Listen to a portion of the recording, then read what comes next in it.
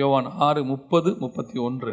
அதற்கு அவர்கள், அப்படியானால் உம்மை விசுவாசிக்கும்படிக்கு நாங்கள் காணத்தக்கதாக நீர் என்ன அடையாளத்தை காண்பிக்கிறீர், எண்ணத்தை நடப்பிக்கிறீர்? வானத்திலிருந்து அவர்களுக்கு அப்பத்தை புசிக்க கொடுத்தார் என்று எழுதியிருக்கிறபடி நம்முடைய பிதாக்கள் வனாந்தரத்தில் மன்னாவை புசித்தார்களே என்றார்கள் அப்படின்னு. நம்ம எல்லா கண்களையும் மூடுவோம். நல்ல தகப்பனே, சர்வ வல்லமையுள்ள எங்கள் ஆண்டவரே, இந்த அருமையான வேலைக்காக உமக்கு ஸ்தோத்திரம். நேற்றைய நாள் முழுவதும் உம்முடைய கிருபை, இரக்கம், தயவு எங்களோடு கூட இருந்ததுக்காக உமக்கு நன்றி. ஆண்டவரே, இப்பொழுது நீர் எங்களோடு கூட பேசுகிறதான ஒரு நேரம், உடைய வசனத்தினால் இடைகட்டுகிறதான ஒரு நேரம். ஆண்டவரே, உடைய வசனத்தை அனுப்புங்க, உம்முடைய நாமம் மகிமைப்படுவதாக. எங்கள் ஆண்டவர் இயேசுவின் நாமத்தில் பிதாவே, அல்லேலூயா. யோவான் எழுதின சுவிசேஷம் 6ஆம் அதிகாரத்தில் இஸ்ரவேலர்கள் தேவனை பார்த்து ஒரு காரியத்தை கேட்கிறார்கள். என்ன கேட்குறாங்க அப்படின்னா, இஸ்ரவேலர்களுக்கு எப்பவுமே ஒரு எண்ணம் உண்டு. அதாவது வசனம் சொல்லுது, கிரேக்கர்கள் ஞானத்தை தேடுகிறார்கள், யூதர்கள் அடையாளங்களை தேடுகிறார்கள் அப்படின்னு. இஸ்ரவேலர்கள் எப்பவுமே அடையாளத்தை தான் கேட்பாங்க. ஏதாவது ஒரு அடையாளம் எங்களுக்கு காட்டுங்க அப்படின்னு சொல்லி. நமக்கும் இருக்குது. நம்மளும் இப்போ நம்ம ஏன் இந்த செய்தியை எடுக்கிறோன்னா, ஓரளவுக்கு நம்மளும் இதே கேட்டகரி மக்கள் தான். அதாவது தேவ சித்தத்தை அறியணும் அப்படின்னு ஒன்று இருக்குது. இப்போ நம்ம எல்லாருக்குமே ஸ்பிரிச்சுவல் லைஃப்பில் ஒரு ஆசோலேஷனில் இருக்கிறோம். என்ன ஆசோலேஷன்? எல்லாருக்கும் இருக்கும். நல்ல ஸ்பிரிச்சுவல் லைஃப் வாழணும்னு நினைக்கிற எல்லாருக்கும் ஒரு விதமான ஸ்பிரிச்சுவல் ஆசோலேஷன். என்ன அப்படின்னா, தேவ சித்தத்தை செய்யணும். கண்டிப்பாக என்ன செய்யணும்? தேவ சித்தம் செய்யணும்னு ஆசை இருக்குது. ஆனால் எது தேவ சித்தம் அப்படின்னு கண்டுபிடிக்கிறதுல கொஞ்சம் பிரச்சனை இருக்குது. இது தேவ சித்தமா இல்லையா? வெளிநாட்டுக்கு வேலைக்கு போகலாமா வேணாமா? இந்த ஏஜென்ட்டுக்கிட்ட பணம் கொடுக்கலாமா வேணாமா? அப்புறம் இந்த படிப்பு படிக்கலாமா வேணாமா? எல்லாத்த விட எக்ஸ்ட்ரீம் ஆசிலேஷன். இந்த பொண்ணை கல்யாணம் பண்ணலாமா வேணாமா? கல்யாணம் பண்ண பிறகு அவனுக்கு ஆசிலேஷன் இருக்குது. கரெக்டாக பண்ணோமா இல்லையா அப்படின்னு சொல்லி 30 வருஷம் கழிச்சும் இருக்குது அவனுக்கு. அதை ஒன்றும் செய்ய முடியாது. சரியா? அப்போது இந்த ஆசிலேஷன், ஒரு ஸ்பிரிச்சுவல் ஆசிலேஷன் இருக்குது. நம்ம செய்யலாமா வேணாமா? ஆனால் நம்ம என்ன செய்கிறோம் அப்படின்னா, இந்த ஆசிலேஷன் வரவே கூடாது நமக்கு. ஆக்சுவலாக இந்த மாதிரி ஒரு காரணம் வரவே கூடாது. ஏன் வரக்கூடாது அப்படின்னா, எப்பொழுது நீங்கள் பரிசுத்த ஆவியை பெற்றுக்கொண்டீர்களோ, எப்போ பரிசுத்த ஆவியானவர் உங்களுக்குள்ளே வந்துட்டாரோ, அவர் உங்களை சகல சத்தியத்துக்குள்ளும் நடத்துவார், வரும் காரியங்களை குறித்து உங்களுக்கு போதிப்பார் அப்படின்னு இருக்கு. அவர் எல்லாத்தையும் உங்களுக்கு சொல்லிடுவார், அத்தனையும் சொல்லிடுவார். அப்போஸ்தலர்களை பாருங்களேன், ஒவ்வொருத்தரும் ஒவ்வொன்றையும் பார்த்தவனே சொல்லிடுவாங்க. பவுல் அவனை உற்று பார்த்து நீதிக்கு பகைஞனே அப்படின்னு சொல்லிடுறான் பரியேசுவை பார்த்து. இன்னொரு இடத்துல எல்லாம் கிளம்புறாங்க பிரயாணத்துக்கு, சொல்கிறான் போவாதீங்க, பயங்கரமான ஒரு புயல் அடிக்கும், நீங்கள் இதாக ஆவீங்கன்னு. இல்லை நாங்கள் போகிறோன்னு போகிறாங்க, நடக்குது, எல்லாரும் பயப்படுறாங்க. அப்போ சொல்கிறான் கவலைப்படாதீங்க, பொருள் தான் சேதம் வரும், உயிர் சேதம் வராது. இந்த தெரிஞ்சுக்கிற ஒரு அனுபவம் இருக்குல்ல நம்ம லைஃப்பில். இந்த மாதிரி ஒரு எல்லா சிச்சுவேஷன்லையும் இப்படி ஒன்று இருக்குது. இன்னும் சொல்ல போனால் டெய்லி இருக்குது ஏதோ ஒரு டிசிஷன் எடுக்கிறதுக்கு. அப்போ நம்ம எல்லாருமே என்ன பண்ணுறோன்னா, ஆண்டவர்கிட்ட இந்த யூதர்கள் மாதிரி மாறிடுறோம். ஒரு இடத்துல எப்படி மாறுவோம்? ஏதாவது ஒரு அடையாளத்தை ஆண்டவர் நமக்கு காட்டணும். யூதர்கள் தான் அடையாளங்களை தேடுவாங்க. நீங்கள் நானும் அடையாளங்களை தேடுறவங்கள தேவன்கிட்டயே கேட்குறவங்க. அது ஒரு ஸ்பிரிச்சுவல் ஸ்டாண்டர்டு. ஆண்டவர்கிட்ட போய் கேட்டு தெரிஞ்சுக்கிறதுங்கிற ஒரு ஸ்டாண்டர்ட் இருக்குது. ஏன்னா நமக்குள்ள பரிசுத்த ஆவியானவர் இருக்கிறார். அவர் நமக்கு போதிப்பார், சகலத்தையும் சொல்லி கொடுப்பார். நம்ம அந்த ஸ்டாண்டர்டுக்கே போகலை. நம்ம எந்த ஸ்டாண்டர்டோடு நின்றுக்கிறோம் அப்படின்னா, யூதர்கள் ஸ்டாண்டர்டோடய நின்றுக்கிறோம். ஏதாவது ஒரு அடையாளத்தை எங்களுக்கு காட்டுங்க ஆண்டவரே. யூதர்கள் அப்படி தான் கேட்குறாங்க, ஏதாவது ஒரு அடையாளத்தை காட்டுங்க. நம்மள ஒரு சிலர்லாம் ஒரு அடையாளத்தை அவனா ஃபிக்ஸ் பண்ணிப்பான். அடையாளத்தை இப்போ இவனே ஃபிக்ஸ் பண்ணிக்கிறான் பாருங்க. அடையாளத்தை அவனே கேட்குறான், எங்களுக்கு என்னத்தை காண்பிக்கிறீர் அப்படின்னு கேட்டுட்டு ஆண்டவருக்கு ஒரு ஆப்ஷன் கொடுக்குறான்.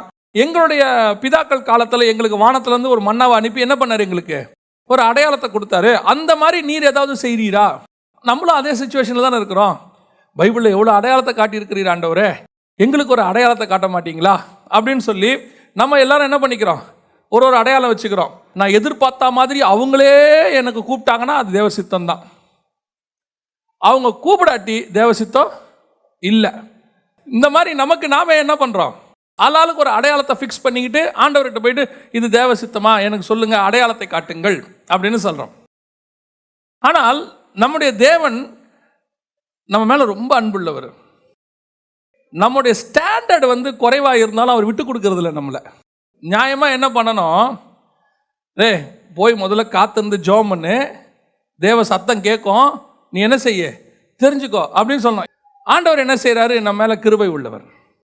அவர் என்ன பண்ணுறாரு? சரி, நியாயமாக நம்மளுடைய ஸ்டாண்டர்டு வந்து கொஞ்சம் கம்மியாக இருக்குது, இன்னும் அடையாளத்தை தேடுறதெல்லாம் ஒரு குழந்தை, ஸ்பிரிச்சுவலில் குழந்தை மாதிரி வளர்ச்சி அடைய அடைய ஆண்டவர் உங்களோட கூட நெருக்கமாக வர வர நீங்கள் பார்த்தீங்கன்னா கடைசியில் தேவன் உங்களோட கூட முகமுகமாய் பேசுவார்.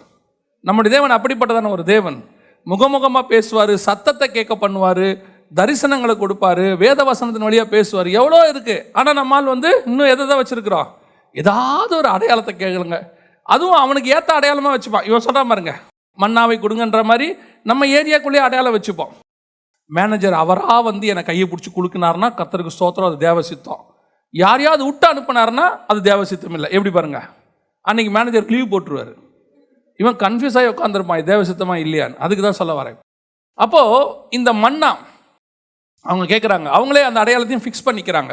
எங்கள் பிதாக்களுக்கு மன்னா கொடுத்தது போல எங்களுக்கு என்ன செய்யுங்க, ஒரு அடையாளத்தை காட்டுங்கள் அப்படின்னு சொல்லி. இப்போ நமக்கு ஆண்டவர் இதே சிச்சுவேஷனில் இருக்கிற நமக்கு ஆண்டவர் கொடுக்கக்கூடாதான பாடம் இதிலிருந்து என்ன உள்ள பாடம் அப்படின்னா, மன்னா அவங்களுக்கு வந்தது எப்போ, எப்படி வந்தது, இந்த அடையாளம் எப்படி கிடைச்சிது அவங்களுக்கு, எப்படி தேவ சித்தத்தை, அதாவது அவங்க அதான் கேட்குறாங்க, அடையாளத்தை எங்களுக்கு பிதாக்கு அடையாளம் காட்டின மாதிரி எங்களுக்கு என்ன செய்யுங்க, ஒரு அடையாளத்தை காட்டுங்க. இந்த அடையாளத்தை அவர்கள் எப்படி பெற்றுக்கொண்டார்கள் இஸ்ரவேல் ஜனங்கள், அதைத்தான் நாம் இன்னைக்கு பார்க்க போகிறோம். வாசிங்க யாத்ராகமத்தின் புஸ்தகம் 16ஆம் அதிகாரம் 1வது வசனத்தை வாசிங்க. இஸ்ரவேல் புத்திரர் ஆகிய சபையார் எல்லாரும் ஏலீமை விட்டு பிரயாணம் பண்ணி எகிப்து தேசத்திலிருந்து புறப்பட்ட 2ஆம் மாதம் 15ஆம் தேதியிலே ஏலீமுக்கும் சீனாய்க்கும் நடுவே இருக்கிற சீன் வனாந்திரத்தில் சேர்ந்தார்கள். 3வது வசனம். நாங்கள் இறைச்சி பாத்திரங்கள் அண்டையிலே உட்கார்ந்து அப்பத்தை திருப்தியாக சாப்பிட்ட எகிப்து தேசத்திலே கர்த்தரின் கையால் செத்து போனோமானால் தாவலை. இந்த கூட்டம் முழுவதையும் பட்டினியினால் கொல்லும்படி நீங்கள் எங்களை புறப்பட பண்ணி இந்த வனாந்திரத்திலே அழைத்து வந்தீர்களே என்று அவர்களிடத்தில் சொன்னார்கள். இந்த மன்னா அவங்களுக்கு எப்ப கிடைச்சது ஃபர்ஸ்ட் அப்படின்னு பார்த்தீங்கன்னா 16ஆம் அதிகாரத்தில் தான் ஆண்டவர் சொல்கிறாரு, நாளைக்கு அவங்களுக்கு நான் என்ன செய்ய போகிறேன், இந்த மன்னாவை அனுப்புகிறேன் அப்படின்னு சொல்கிறார். யாரை பார்த்து? மோசேயை பார்த்து. இந்த மன்னாவுடைய தேவை ஏன் வந்துச்சு? இஸ்ரவேல் ஜனங்களுக்கு புறப்பட்ட போதே கர்த்தர் மன்னாவை என்ன செய்யல, தரல. எப்போ தராரு பாருங்க, அதான் 1வது வசனம் வாசித்தோம். எப்போ தராரு? 16ஆம் அதிகாரம் 1, எகிப்து தேசத்திலிருந்து புறப்பட்ட 2ஆம் மாதம் 15ஆம் தேதியிலே அப்படின்னு இருக்கு. கிட்டத்தட்ட 2லேருந்து 2.5 மாதம். 13ஆம் அதிகாரம் 4ஆம் வசனத்தில் இருக்கு, ஆபீம் மாதத்தின் இந்த நாளிலே நீங்கள் புறப்பட்டீர்கள் அப்படின்னு இருக்கு 13:4. அப்போ இஸ்ரவேல் ஜனங்கள் கிட்டத்தட்ட 2 மாசத்துக்கு மேல அங்க இருக்கிறாங்க. இந்த 2 மாசமும் அவங்க வந்து ஆண்டவர்கிட்ட என்ன கேட்கல, எதை கேட்கல, சாப்பாடை கேட்கல. எப்போ சாப்பாடு கேட்குறாங்க? கிட்டத்தட்ட 2.5 மாதம் கழிச்சு ஆண்டவர்கிட்ட வந்து சொல்கிறாங்க, பட்டினியினாலே கொல்லும்படி நீர் எங்களை புறப்பட பண்ணி அப்படின்னு இருக்கு. அப்போ இந்த 2.5 மாதம் இவங்க என்ன பண்ணாங்க? இந்த 2.5 மாதமும் இவங்க என்ன பண்ணாங்க? 2.5 மாதம் கழிச்சு தான் ஆண்டவர்கிட்ட கேட்குறாங்க, எங்களுக்கு என்ன வேணும், சாப்பாடு வேணும்னு கேட்குறாங்க. அப்போ இந்த 2.5 மாதமும் இவங்களுக்கு சாப்பாடு எங்கேருந்து வந்தது? அவங்க எடுத்துகிட்டு வந்த சாப்பாடு தான் இருந்துச்சு. எங்கேருந்து எடுத்துகிட்டு வந்தாங்க? எகிப்திலிருந்து மாவு எடுத்துட்டு வந்தாங்க.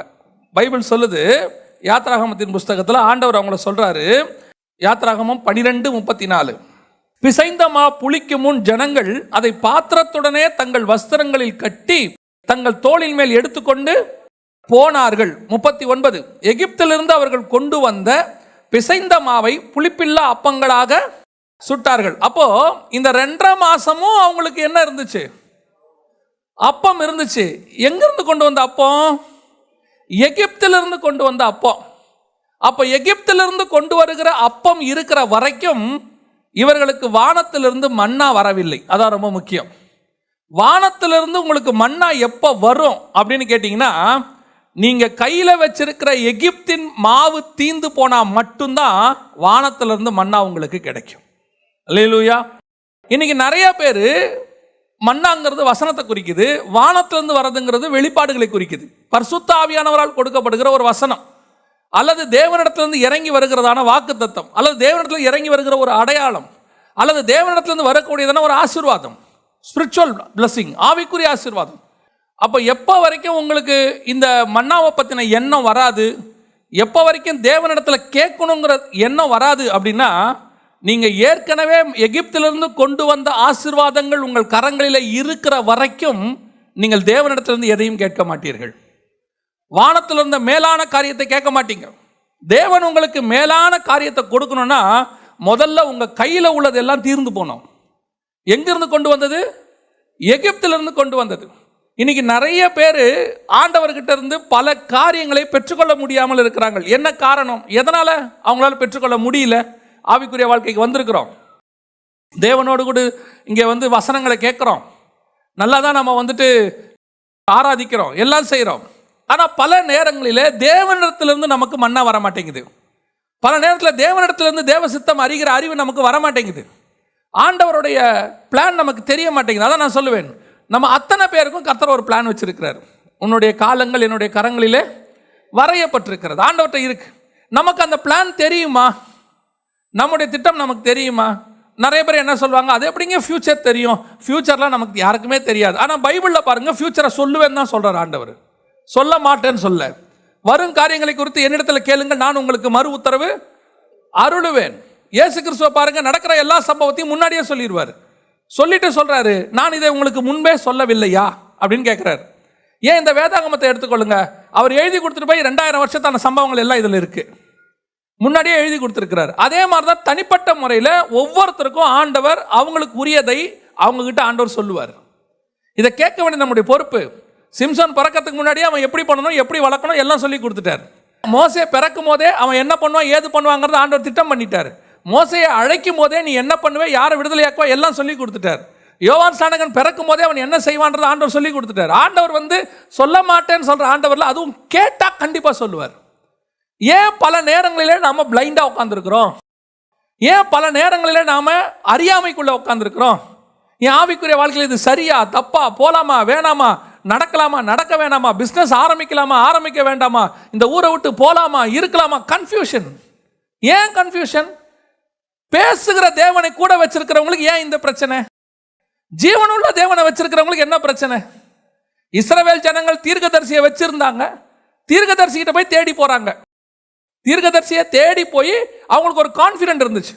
இஸ்ரவேல் ஜனங்களுக்கு கர்த்தர் தேவ சித்தத்தை அறியறதுக்கு எவ்வளவு காரியம் உண்டாக்கி வச்சிருந்தார். மோசையை வச்சிருந்தார், மோசே போயிட்டார். மோசே போன பிறகு ஆரோனுடைய குடும்பத்தார் அவங்களும் போறாங்க. சரி, ஊரிம் தும்மிம்னு ஒன்று வச்சிருந்தார் தேவ சித்தத்தை அறியறதுக்கு, அதுவும் போச்சு. அதுக்கு பிறகு தீர்க்கதரிசிகளை கொண்டாடுறாரு. தீர்க்கதரிசிகிட்ட போய் கேட்குறாங்க, இது இல்லாம ஞான திருஷ்டிக்காரன் இவ்வளவு, அதாவது இதெல்லாம் வெளியே வச்சிருக்காரு. ஸ்பிரிச்சுவலி அவங்க தேவனோட கூட கனெக்ட் ஆக முடியாததுனால வெளியே தேவ சித்தத்தை தெரியறதுக்கு இவ்வளோ காரியங்களை இஸ்ரவேலருக்கு வச்சிருக்கிறார். ஆனால் உங்களுக்கு எனக்கோ அப்படி இல்லை. புதிய ஏற்பாட்டில் உள்ளுக்குள்ளேயே வச்சிருக்கிறார், பரிசுத்த ஆவியானவரை வச்சிருக்கிறார், வசனத்தை கையில் கொடுத்துருக்கிறார். இந்த வசனம் எத்தனை முறை நம்மோட பேசி இருக்குது, ஆனால் நம்ம வசனத்தை வாசிக்க மாட்டோம். நம்ம கூட பரிசுத்த ஆவியானவர் பேசுவார், ஆனால் நாம அவரோட கூட பேச மாட்டோம். நம்மோடு கூட ஆண்டவர், நீங்க தேவ சமூகத்தில் உட்கார்ந்தீங்கன்னா இங்கிருந்து கர்த்தர் பேசுவார், ஆனால் வரமாட்டோம், வந்தாலும் தூங்குவான். ஆனா கேட்டு பாருங்க, ஆண்டவர் என்ன நினைக்கிறாருன்னே தெரியல, ஆண்டவர் எனக்கு என்ன சொல்றாருன்னே தெரியல. உடனே நம்ம என்ன பண்றோம், ஆல்டர்னேட்டா பழைய ஏற்பாட்டு தீர்க்கதரிசி விசுவாசிகள் மாதிரி, இஸ்ரவேலர்கள் மாதிரி யாராவது ஒருத்தரை பிடிச்சி வச்சுக்கிறோம், யாராவது ஒரு ஊழியக்காரனை பிடிச்சிக்கிறோம். உடனே அவருக்கு ஒரு ஃபோன், பாஸ்டர் பிரதர் நீங்க தான் ஜெபம் பண்ணி சொல்லணும், எங்களுக்கு எல்லாமே நீங்க தான். எதுக்கு அவர் ஜெபம் பண்ணி சொல்லணும்? Old testament method. புதிய ஏற்பாட்டில் தேவன் உனக்குள்ளே வாசம் பண்ணுகிறார், நீங்க தேவ சித்தத்தை அறியணும். வானத்திலிருந்து மன்னா வருது, யோசிச்சு பாருங்க. இது புதிய ஏற்பாட்டை பொறுத்த வரைக்கும் பரலோகத்திலிருந்து கொடுக்கக்கூடிய தூதர்கள் உண்ணும் உணவுன்னு இருக்கு. தேவன் பரலோகத்திலிருந்து நமக்கு ஆகாரத்தை அனுப்புகிறார். அந்த மன்னாவை பிட்டு தராராம் இயேசு கிறிஸ்து, நமக்கு தராரு. நம்ம ஏன் அதை வாங்க மாட்டேங்கிறோம் அப்படின்னா, இன்னும் நம்மகிட்ட எகிப்தோடைய சாப்பாடு இருக்கு. இது இருக்கிற வரைக்கும் உங்களால் அதுக்கு மேலே ஆசை வராது, அது மேலே தேவை வராது. இந்த எகிப்து சாப்பாடு முடியணும் முதல்ல. பவுல் அழகா இதை அப்படியே இன்னொரு இடத்துல சொல்றாரு பாருங்க, வாசிங்க. பிலிப்பியர்கள் எழுதின நிருபம் 3ஆம் அதிகாரம் 8வது வசனத்தை வாசிங்க. அது மாத்திரம் அல்ல, எனக்கு லாபமாய் இருந்தவைகள் கர்த்தராகிய கிறிஸ்து இயேசுவை அறிகிற அறிவின் மேன்மைக்காக எல்லாவற்றையும் நஷ்டம் என்று, அவ்வளவுதான், முடிஞ்சிருச்சு. எல்லாத்தையும் நீ நஷ்டமும் குப்பையும் என்று விட்டா மட்டும்தான் தேவனை அறிகிற அறிவுங்கிற வானத்தின் மன்னா உனக்குள்ள வரும். தேவனை அறிகிற அறிவு வரணும். அந்த தேவனை அறிகிற அறிவு வந்தா தான் உங்க வாழ்க்கையில நீங்க எல்லாத்தையுமே நடப்பிக்க முடியும். You must know the will of God. இல்ல, you must know the God. நமக்கு என்ன தெரியும்? எனக்கு இயேசுவை தெரியும். என்ன தெரியும்? இயேசு எனக்காக வந்தார், மரித்தார், உயிரோடு கூட எழுந்தார், மீண்டும் வரப்போகிறார். இதை நீங்க சொல்ல வேணாம், உலகத்தானும் சொல்லுவான். அப்ப அவங்களுக்கு தெரிஞ்ச அதே அளவு தான் உங்களுக்கும் எனக்கும் இயேசுவை பத்தி தெரியுதுன்னு சொன்னா, எனக்கு இன்னும் எகிப்து மன்னா தான் கையில் இருக்கு. எகிப்து அப்பம் தான் என் கையில் இருக்கு. வானத்திலிருந்து வந்த அப்பம் இல்லை. அந்த வானத்திலிருந்து வர்ற அப்பம் எனக்கு வரணும். தேவனை அறிகிற அறிவு எனக்கு வரணும். கர்த்தருடைய சித்தம் என்னன்றது தெரிகிற அறிவு வரணும். அப்படி வரணும்னா முதல்ல இந்த உலகத்திலிருந்து நீங்கள் எடுத்துக்கொண்டு வந்த உங்களுடைய சகல காரியங்களையும் நீங்கள் விட வேண்டியது அவசியமா இருக்கு. பவுல் யார் தெரியுமா? கமாலியல் பாதத்தில் படித்தவர், நியாயப்பிரமாணத்தின்படி குற்றம் சாட்ட முடியாதவர், கிட்டத்தட்ட 3-4 லாங்குவேஜ் பேசக்கூடியவர். கிரேக்க மொழியும் பேசுறாரு, எபிரேய மொழியும் பேசுறாரு, ரோம மொழியும் பேசுறாரு. 3-4 லாங்குவேஜ் பேசுறாரு. இவ்வளவும் தெரியும். இது மட்டும் இல்லாதபடிக்கு நியாயப்பிரமாணத்தை கரைச்சு குடிச்சவர், பரிசேயன். இவ்வளவு இருக்கு. அவர் சொல்றாரு, ஆனா இவ்வளத்தை வச்சுக்கிட்டு இருந்தேன்னா என்னால இயேசுவை அறிகிற அறிவுக்குள்ள போக முடியாது. ஏன்? நான் இதை வச்சுக்கிட்டு அவரை தேடுவேன். இன்னைக்கு நிறைய பேர் கடவுள் இருக்கான்னு ப்ரூஃப் பண்ணுங்கிறான். எப்படி ப்ரூஃப் பண்ணணுன்னு உடனே அவன் சொல்லுவான் பாருங்களேன். இந்த மாதிரி நான் டேபிளை காட்டுறேன், இந்த மாதிரி நான் சேரை காட்டுறேன், இங்கே பாரு ஒரு பொருளை காட்டுறேன், இப்போ அதே மாதிரி உங்கள் கடவுளை காட்டும்பா. இவன் என்ன பண்ணுறான்னா, இவனுக்கு இருக்கிற உலக அறிவை வச்சுக்கிட்டு கடவுளை தேடுறான். உலக அறிவை வச்சுக்கிட்டு கடவுளை தேட முடியாது. ஏன்னா உலக அறிவை வச்சுட்டு உலகத்துக்குள்ளே இருக்கிறத தேடலாம். உலக அறிவை வச்சுட்டு உலகத்துக்கு வெளியே இருக்கிறத தேட முடியாது. சயின்ஸுக்கு அப்புறம் ஆண்டவர் இல்லை, ஆண்டவருக்கு அப்புறம் தான் சயின்ஸு. அப்போ நீங்கள் சயின்ஸை வச்சு எப்படி ஆண்டவரை தேடுவீங்க? ஆண்டவரை வச்சுக்கிட்டுல சயின்ஸை தேடணும். கம்ப்யூட்டர் மனுஷனை நடத்துது நம்ம சொல்கிறோம், ஆனால் கம்ப்யூட்டருடைய கண்ட்ரோல் யார் கையில் தான் இருக்குது? மனுஷன் கையில் தான் இருக்குது. என்னைக்கு இருந்தாலும் கம்ப்யூட்டர் மனுஷனோட மேலே மாறவே முடியாது. ஏன்னா கம்ப்யூட்டரோட கிரியேட்டர் அவன், அது கிரியேஷன். கிரியேஷனை வச்சு கிரியேட்டரை நம்ம முடிவு பண்ண முடியாது. கிரியேட்டரை வச்சு தான் கிரியேஷனை முடிவு பண்ண முடியும். இன்னைக்கு நிறைய பேர் என்ன சொல்கிறாங்க, இந்த உலக அறிவை வச்சுக்கிட்டு ஞானத்தை வச்சுக்கிட்டு தேவனை தேட முயற்சிக்கிறாங்க.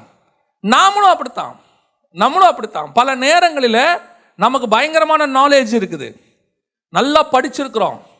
அது வந்து ப்ரொஃபஷனல் கோர்ஸ் படிச்சிருப்போம், PhD பண்ணியிருப்போம், டாக்டரேட் பண்ணியிருப்போம், பயங்கரமான எக்ஸ்பீரியன்ஸ் இருக்கும். இன்னும் சொல்ல போனால் பிஸ்னஸில் அப்படி ஒரு எக்ஸ்பீரியன்ஸ் இருக்கும். உங்களை கூப்பிட்டு செமினார் கொடுக்க சொல்லுவாங்க. இது எல்லாத்தையும் நீங்கள் வச்சுக்கோங்க. இதெல்லாம் எகிப்து மாவு.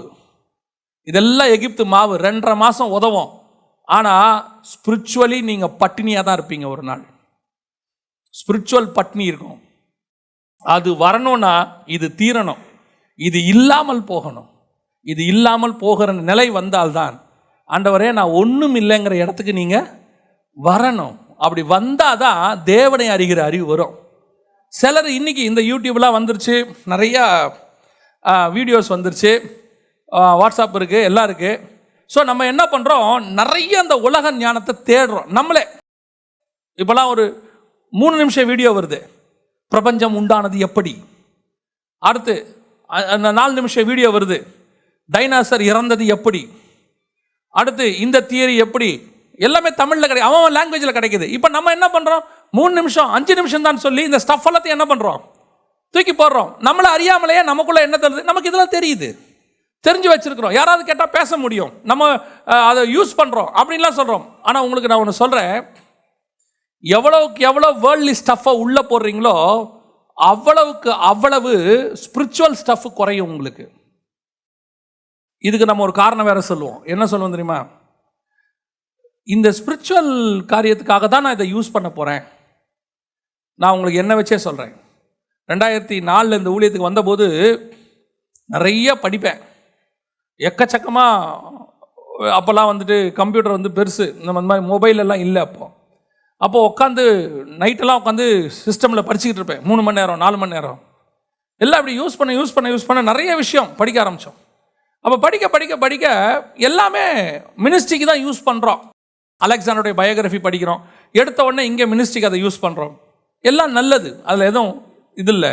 ஆனால் ஒரு நாள் ஆவியானவர் உணர்த்தினார், ஒரு 4 மணி நேரம் உன்னால் சிஸ்டமில் உட்கார முடியுது, ஆனால் 2 மணி நேரம் தேவ சமூகத்தில் உட்கார முடியல.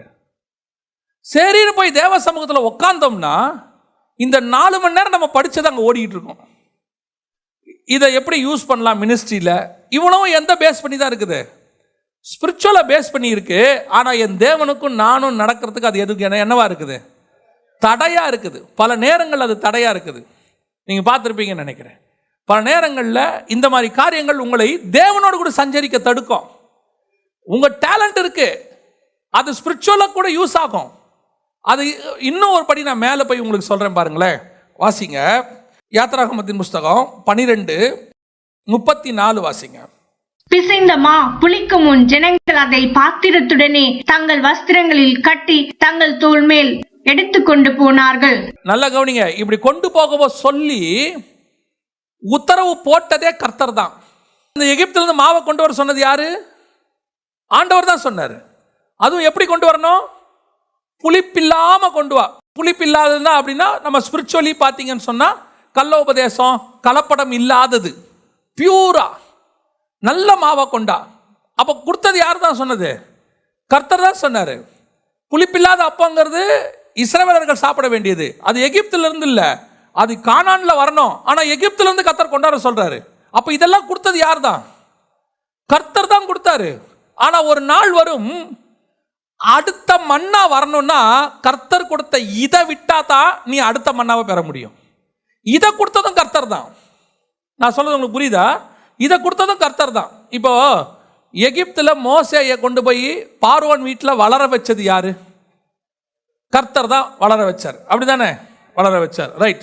வாசிங்க அப்போஸ்தலர் நடபடிகள் 7ஆம் அதிகாரம் 22வது வசனம் வாசிங்க. மோசே எகிப்தியருடைய சகல சாஸ்திரங்களிலும் கற்பிக்கப்பட்டு வாக்கிலும் செய்கையிலும் வல்லவனானான். அப்போ மோசேயை கொண்டு போய் எகிப்தில் வச்சு இதெல்லாம் படிக்கிறதுக்கு பர்மிஷன் கொடுத்தது யார் தான்? கர்த்தர் தான் கொடுத்தாரு. அவர் தான் காப்பாற்றுறாரு மோசேயை கொண்டு போய் பார்வோன் வீட்டில். அப்போ அவங்க அதை படிக்க வைக்கிறாங்க, எல்லாம் பண்றாரு. ஆனால் இந்த மோசேயை ஆண்டவர் பயன்படுத்த வேண்டும் என்று சொன்னால் எகிப்திலிருந்து கொண்டு வரப்பட்ட புளிப்பில்லாத இந்த மாவை தீர்ந்து போக வேண்டும். அது இல்லாம போன மோசேக்கு அப்பதான் மோசேயை எப்படி பயன்படுத்த முடியும்? கர்த்தர் எடுத்து பயன்படுத்த முடியும். ஏன்னா எகிப்தில் போய் மோசே பார்வோன்கிட்ட பேச சொன்னான்னு வச்சுங்களேன், ஆண்டவர் பேச சொன்னா மோசே சூப்பரா பேசுவார். ஏன்னா மோசேக்கு என்ன தெரியும்? எகிப்தின் சாஸ்திரம் எல்லாம் தெரியும். வாக்கில் வல்லவன். பார்வோன்லாம் ஒன்றும் செய்ய முடியாது, மோசே கிட்ட ஒன்றுமே செய்ய முடியாது. மோசே கிட்ட போய் ஆண்டவர் மட்டும் அந்த ஒரு எகிப்தியனுக்கு சண்டை வந்தோன்னு கொண்டு போட்டான்ல, அன்னைக்கு மட்டும் பார்வோன்கிட்ட போய் பேசு, நான் கூட இருக்கிறேன், பேசி எல்லாரும் விடுதலையாக்க சொன்னா சூப்பராக பேசுவான், தைரியமாக பேசுவான். கர்த்தருக்கு தேவை எகிப்தின் கலைகளை கொண்டு பார்வோனை ஜெயிப்பதல்ல. கர்த்தருக்கு தேவை என் வல்லமையை கொண்டு பார்வோனை ஜெயிப்பது. இப்போ மோசே என்ன பண்றாரு? வனாந்தரத்துக்கு கூட்டிட்டு போயிடுறாரு. ஏன்? 40 வருஷம் ஆடு மேய் மோசே. ஏங்க இந்த பார்வோன்ட்ட பேசுறதுக்கு நான் 40 வருஷம் ஏங்க ஆடு மேய்க்கணும்? 40 வயசுல வாலிபனா இருக்கேன், இப்போ அனுப்பி விடுங்க, எகிப்துக்கு தைரியமா போவேன், எனக்கு சண்டை போட முடியும், எல்லாம் செய்ய முடியும். 80 வயசு நான் எப்படி போவேன்? நீ 80 வயசு வரைக்கும் வனாந்தரத்தில் இரு. ஏன் எதுக்காக இருக்கணும்? வாசிங்க யாத்திராகமத்தின் புஸ்தகம் 4ஆம் அதிகாரம் 10வது வசனம் வாசிங்க. அப்பொழுது மோசே கர்த்தரை நோக்கி, ஆண்டவரே, இதற்கு முன்னாவது தேவரீர் உமது அடியேனோட பேசினதற்கு பின்னாவது நான் வாக்கு வல்லவன் அல்ல, நான் திக்கு வாயும் மந்த நாவும் உள்ளவன் என்றான். அடியானோடு தேவரீர் பேசினதற்கு பின்னாவது நான் வாக்கில் வல்லவன் அல்ல. ஆனா 7ஆம் அதிகாரம் அப்போஸ்தலர் நடபடிகள் சொல்லுது, அவன் எகிப்தின் வாக்கிலே வல்லவன், எகிப்தின் சாஸ்திரத்தை கரைச்சு குடிச்சவன். ஆமா, கரெக்ட். இதை எல்லாத்தையும் நீ மறக்கணும், இது எல்லாத்தையும் நீ மறக்கணும். ஏன்? எகிப்து சாஸ்திரத்தை மறந்தாதான் நியாயப்பிரமாணம்னு உன் வாயில ஒன்று வெளியே வரும். மலை மேல இருந்து நியாயப்பிரமாணத்தை நீ வாங்கணும்னா ஏற்கனவே உன் நாக்கில் எகிப்தோட சாஸ்திரம் இருக்கு, அதை தள்ளு, அது வெளியே போட்டோம். 40 வருஷம் எகிப்தில் படிச்சிய அதை மறக்கிறதுக்கு 40 வருஷம் ஆகும். 40 வருஷம் எகிப்தில் படிச்சதை 40 வருஷம் நீ மறக்கணும். நீ மறந்துட்டு திக்குவாயும் மந்தனாவா மாறு. எனக்கு அது பிரச்சனை இல்லை மோசே. நீ எனக்கு ஒன்றும் பேச தெரியாத மாறு, அது எனக்கு பிரச்சனை இல்லை, நான் பேச வச்சிருவேன். ஆனா நீ என்னை அறிகிற அறிவுக்கு வரணும்னா எல்லாம் வெறுமையானா மட்டும்தான் முடியும். எதையாவது ஸ்டஃபோட வந்தினா என்னால ஒண்ணுமே பண்ண முடியாது. நீ எகிப்தின் மாவை வச்சிருக்கிற வரைக்கும் என்னால மன்னாவை கொடுக்கவே முடியாதுப்பா உனக்கு. நீ பரலோகத்திலிருந்து தேவனிடத்திலிருந்து திட்டத்தை வாங்கணும், மகிமையை இறக்கணும், கர்த்தனத்திலிருந்து வெளிப்பாடுகளை பெற்றுக்கொள்ளணும், வசனத்தில் வெளிப்பாடுகளை பெறணும், தரிசனத்தை பெறணும், தேவ திட்டத்தை அறியணும்னா உன் மண்டைக்குள்ள ஏற்கனவே நிறைய ஸ்டஃப் இருக்கு. நீ படிச்ச ஸ்டஃப் இருக்கு, நான்கிற அறிவு இருக்கு, எனக்கு தெரியுங்கிற ஞானம் இருக்கு. நான் அதெல்லாம் சிலர்லாம் பார்த்தீங்கன்னா ஒரு வேர்டை கூட சேர்த்துப்பான். கர்த்தருடைய கிருபையில எனக்கு எல்லாம் தெரியும். ஆண்டவர் சொல்றாரு எதுவும் தெரியாதுன்னு சொல்லு, அந்த இடத்துக்கு வா. அது வர்ற வரைக்கும் நீ ஆடுதான் மேய்க்கணும். ஏங்க எனக்கு ஒரு வேலையும் இல்லை, இதுக்கா என்னை எகிப்திலிருந்து கூப்பிட்டு வந்தீங்க, இதுக்கா நான் ரட்சிக்கப்பட்டேன், இதுக்கா சர்ச்சில் இருக்கிறேன், எனக்கு இன்ஜினியரிங் தெரியும், எனக்கு எலக்ட்ரிக்கல் தெரியும், பிளம்பிங் தெரியும், எனக்கு இன்டீரியர் தெரியும், எனக்கு ஒரு சர்ச்சை நடத்துறது எப்படின்னு தெரியும், இவ்வளவும் இருக்கு, நல்லா பிரசங்கம் பண்ணுவேன், என்னை ஏன் பாஸ்டர் அனுமதிக்க மாட்டீங்க? இவ்வளவும் தெரியும், அதனாலதான் அனுமதிக்க மாட்டோம். ஏன் நீ போய் நின்னா எப்படி நிப்ப தெரியுமா? So and so B, so and so MA போடுறானே இன்னைக்கு. மொத்த ஸ்டஃப் உனக்கு இருக்கிற வரைக்கும் வானத்துல இருந்து மண்ணா வராது. எகிப்து சாப்பாடு சாப்பிடு. அப்படியா? சில ஆட்கள் இங்கே எகிப்து சாப்பாடை நல்லா சாப்பிடுவான். புளிப்பில்லாத அப்பந்தான். எகிப்து கொண்டு வந்து என்னது? புளிப்பில்லாத அப்பந்தான். அதில் எந்த மாற்று கருத்தும் இல்லை, புளிப்பில்லாத அப்பந்தான். கர்த்தர் சொன்னது தான், கர்த்தர் சொன்னது கற்றுக்கிட்டது தான். நான் இன்னும் ஒருபடி மேலே போய் சொல்கிறேன். சின்ன வயசுலேருந்து ஸ்பிரிச்சுவல் ஃபேமிலியில் வளர்ந்துருப்பாங்க. ஸ்பிரிச்சுவல் ஃபேமிலியில் சில அப்பாக்கள் என்ன பண்ணுவாங்கன்னா, தான் பையனை ஒரு மேப் ஒன்று போட்டே வளர்ப்பாங்க. அதுவும் ஊழியக்காரர் அப்பாவாக இருந்தால் பையன் பிறக்கும் போதே மேப் போட்டுருவார். பையன் பிறந்தானா சர்ச்சுக்கு எதிர்கால பாஸ்டர் கிடைச்சிட்டார். அவன் மேப்பே அப்படி தான் போடுவான். அப்போ என்ன பண்ணுவார்? அவன் அழைப்பு என்ன, அவன் என்ன பண்ணணுங்கிறதுலாம் விஷயமே இல்லை. 5 வயசு ஆகும்போதே கீபோர்டு தூக்கி வாங்கி கொடுத்துருவாரு. அவனுக்கு 7 வயசு ஆகும்போதே மைக்கை கொடுத்து மேடையில் ஏற்றிடுவார். அவன் எப்படி பாடுறான், ஏதா பாடுறாங்கிறதுலாம் முக்கியமே இல்லை. ஏன்னா நம்ம இப்போ என்ன பண்ண வேண்டி இருக்கு? அவனை ரெடி பண்ண வேண்டி இருக்கு. ரெடி பண்ணி அடுத்த பாஸ்டராக அவனை உருவாக்கி நிறுத்தணும். அது எவாஞ்சலிஸ்ட்டுக்கும் பொருந்தோம். எவாஞ்சலிஸ்டாக இருந்தால் என்ன பண்ணுவார்? அவர் பையனை சின்ன வயசுலேருந்தே அதுக்கே எவாஞ்சலிஸ்டாக அவரை ரெடி பண்ணுவார், டிசைன் பண்ணுவார். அவரை படிக்க வச்சு எப்படி பேசணும், மாடுலேஷன் எல்லாம் சொல்லி கொடுப்பாரு. இதை கற்றுக்கோ, அதை கற்றுக்கோ, பின்னாடி ஊழியத்துக்கு ரொம்ப யூஸ் ஆகும் ஆண்டவர் சொல்வார். இது எல்லாமே ஸ்பிரிச்சுவலுக்காக தானே படிச்சிங்க, உலகத்துக்காக படிக்கல, ஆண்டவருக்காக தானே படிச்சிங்க. இதுதான் எகிப்திலிருந்து கொண்டு வந்த புளிப்பில்லாத அப்பம் புளிப்பில்லாதது தான், நல்ல நோக்கம்தான். ஆனால் எங்கேருந்து வந்துச்சு? எகிப்திலிருந்து வந்துச்சு. கர்த்தர் சொல்கிறாரு அதை கொஞ்சம் ஓரமாக வச்சிரு. ஏன்? உனக்கு நான் வேற ஒரு மண்ணா வச்சுருக்கேன். பாஸ்டர் பையன் பாஸ்டர் தான் ஆகணும்னு அவசியம் இல்லை. எவாஞ்சலிஸ்ட் பையன் எவாஞ்சலிஸ்டாக தான் ஆகணும்னு அவசியம் இல்லை. பார்வோன் குமாரத்தியின் மகன் இஸ்ரவேலுக்கு லீடராகவும் மாறலாம்.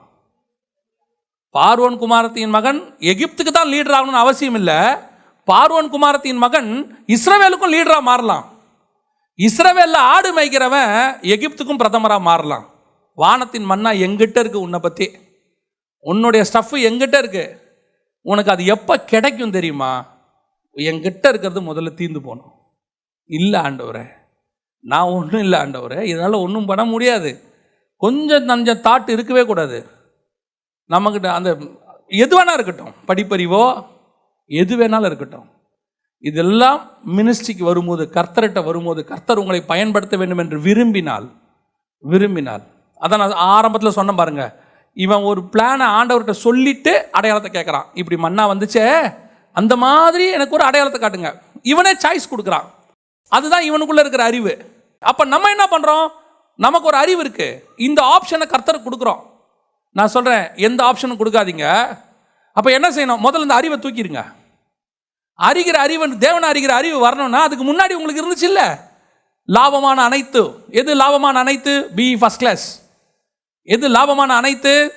நான் எங்கள் குடும்பத்திலே முதல் கிராஜுவேட், எது லாபமான அனைத்து? எங்கள் அப்பா ஏற்கனவே எனக்கு எல்லா சொத்தையும் சேர்த்து வச்சிட்டார்.